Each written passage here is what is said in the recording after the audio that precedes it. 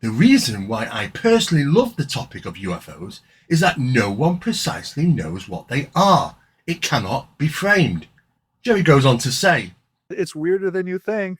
It's not only a machine, it is a machine. It does leave burn marks on trees. It does all this physical stuff, and it does all this telepathic mind to mind stuff. And how do we think? It just blows up all of our categories, because we want to separate those two, and we want to say some things are mental and some things are material. And I think by mental we mean they're not real.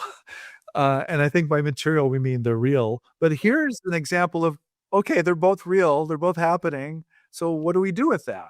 now, Jerry also stated, human beings have been communicating with non-human intelligences forever, as far as we can see back, and the alien experience of telepathy is classic. Experiences are so bizarre, they often get dismissed. Experiences are deceptive, and those who have had such encounters are really being pushed towards a different conception of reality. He went on to say, the reason that there is a skepticism around the extraterrestrial hypothesis is that it simply doesn't work. It doesn't make a lot of sense. The more you talk to experiencers, the weirder the encounters get. UFOs are seemingly interdimensional. This resistance to anomalous or impossible experiences is not unique to the UFO phenomena by any stretch.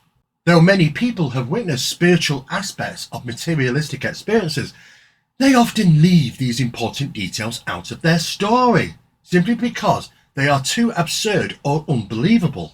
It's interesting to point out at this stage how consciousness is so influential.